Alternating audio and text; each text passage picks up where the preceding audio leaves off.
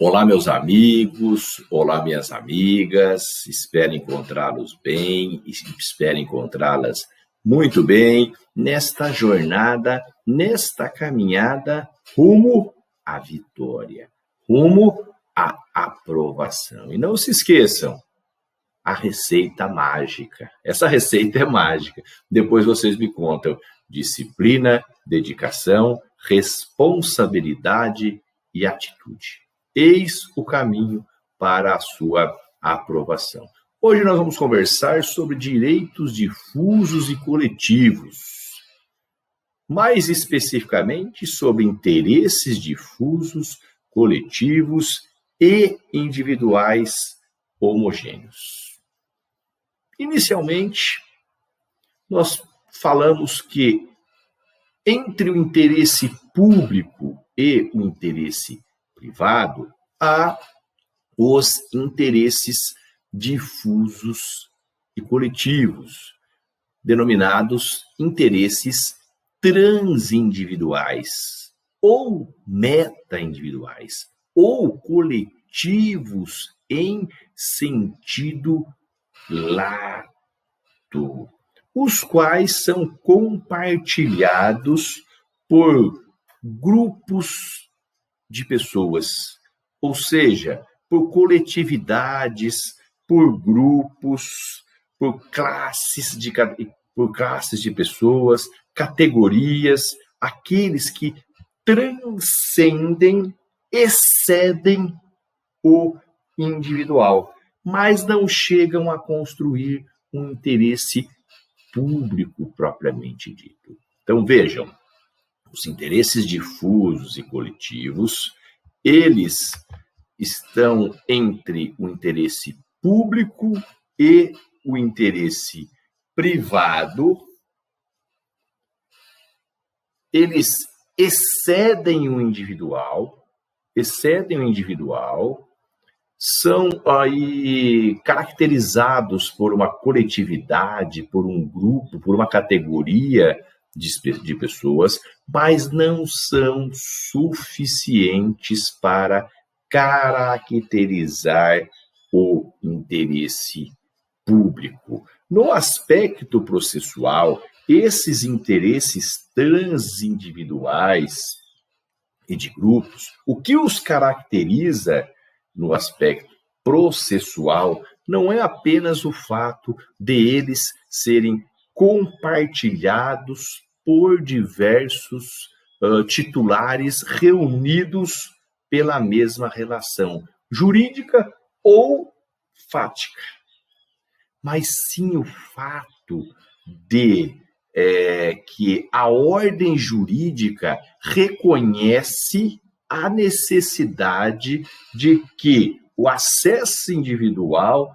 dos lesados à justiça seja substituído pelo acesso coletivo. Desta forma, além de se evitar decisões contraditórias, isso deve reduzir a uma solução, ou conduzir, melhor, a uma solução mais eficiente da lide. Porque o processo coletivo, ele é exercido em proveito de todo o grupo lesado, e não só de um indivíduo, certo? Então, desta forma, nós temos aí que seria muito mais proveitoso processualmente, esse aspecto processual, de que nestes casos dos interesses que excedem o individual, transcendem o individual, no aspecto processual, seria muito mais proveitoso, por isso a ordem jurídica impõe este caminho, o acesso coletivo do que este acesso individual ao processo, à ação. Estes interesses coletivos em sentido lato, ou transindividuais, ou meta-individuais, se classificam em 3 espécies. direitos difusos, direitos coletivos em sentido estrito e direitos individuais homogêneos. Então, nós temos aí 3 espécies de interesses coletivos em sentido amplo: difusos, coletivos em sentido estrito e individuais homogêneos. Qual que é aí a diferenciação? O que os diferencia? Primeiro, pela transindividualidade, que pode ser real ou artificial, ampla ou restrita. Segundo, pelos sujeitos titulares daquele direito, daquele interesse.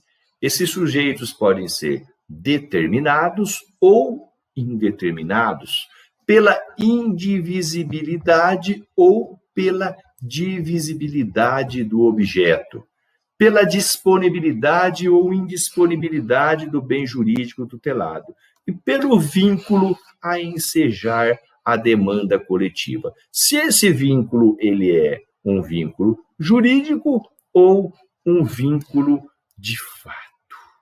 Então, estas são as características que diferenciam os interesses difusos, coletivos em sentido estrito e individuais homogêneos.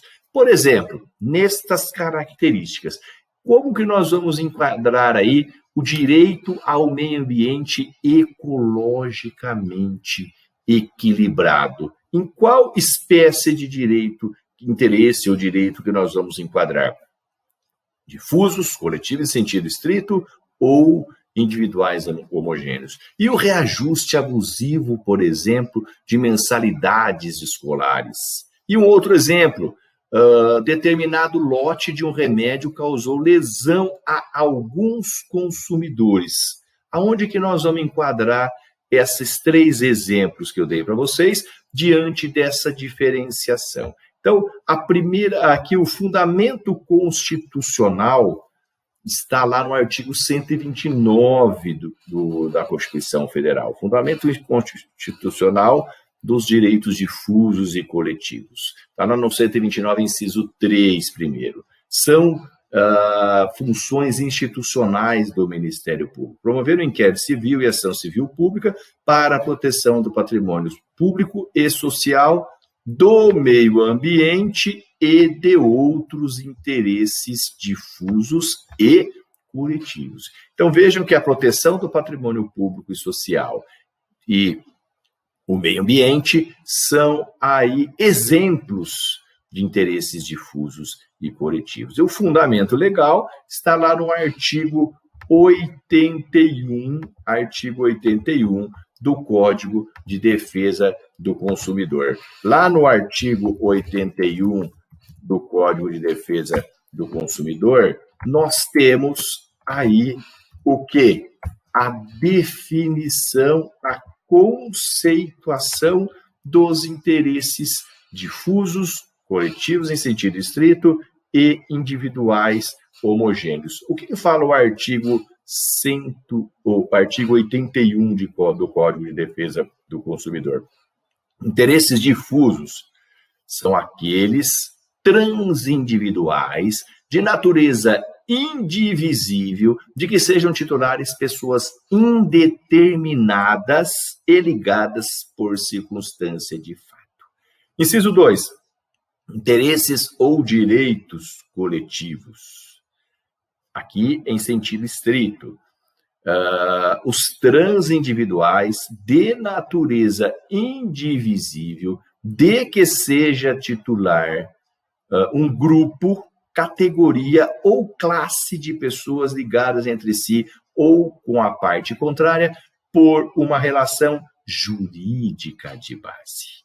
E no 3, inciso 3, interesses ou direitos individuais homogêneos, assim entendidos aqueles decorrentes de origem comum. Então, o Código de Defesa do Consumidor, no seu artigo 81, parágrafo único, incisos 1, 2 e 3, traz aí a definição para nós dos interesses difusos, coletivos em sentido estrito, não se esqueçam, e interesses individuais homogêneos.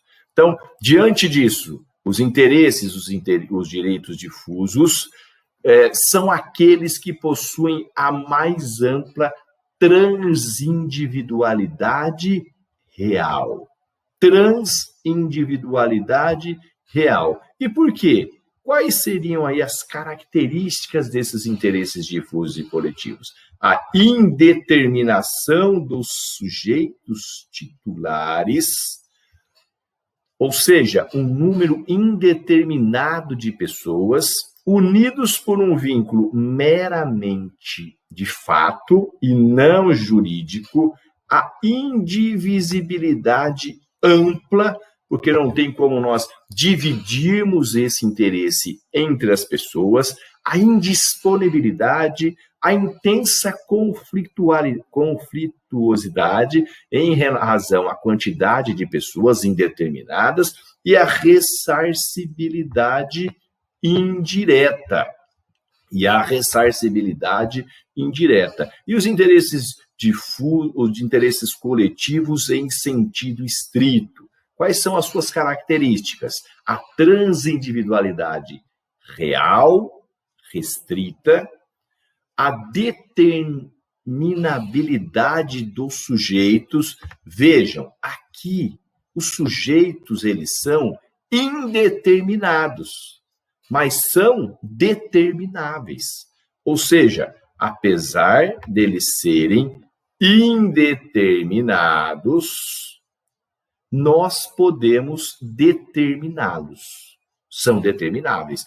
Os titulares são, a princípio, indeterminados, mas é possível que eles sejam determinados.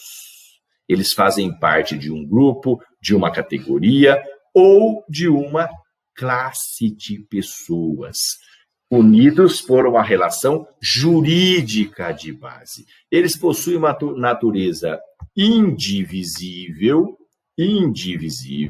a disponibilidade coletiva e a disponibilidade individual, a disponibilidade aquela coletiva, mas é indisponível individualmente. A irrelevância de unanimidade social e a reparabilidade indireta de que possuam a mais ampla transindividualidade real. E, por fim, os interesses individuais homogêneos, ou direitos individuais homogêneos, são aqueles classificados como acidentalmente coletivos. E por que acidentalmente coletivos? Porque são direitos individuais, mas tratados como se fossem coletivos. Então, aqui nós já conseguimos as suas características. São individuais, mas tratados como se fossem coletivos. Desta forma, há uma transindividualidade artificial. Por quê? Porque são direitos individuais, formal ou relativas. São direitos individuais que recebem tratamento legal de direitos transindividuais. Portanto, possuem natureza divisível, os titulares são determinados ou determináveis e não são ligados entre si, mas seus interesses decorrem de uma origem comum. Não são ligados entre si, mas seus interesses decorrem de uma origem comum. Para finalizar, como exemplo de interesses difusos, nós temos o quê? Um meio ambiente ecologicamente equilibrado.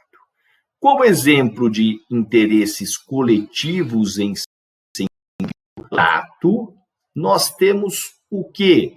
o reajuste abusivo das mensalidades escolares.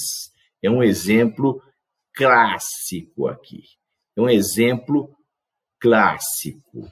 O reajuste abusivo de mensalidades escolares. E como exemplo dos interesses individuais homogêneos, nós temos aquele último que eu falei, ou seja, determinado lote de um remédio causou lesão a alguns consumidores. Então, vejam, se um determinado lote de um remédio causou lesão a alguns consumidores, esse interesse é individual homogêneo. Um outro exemplo muito clássico trazido pela doutrina e também pela jurisprudência é a pílula de farinha como anticoncepcional. Só tem direito a mulher que comprovar que consumiu, que tomou aquele remédio daquele lote. Então, estes 3 aí exemplos se encaixam na interesse difuso, coletivo em sentido estrito e individual homogêneo. Um grande abraço para vocês, bons estudos e até o nosso próximo encontro.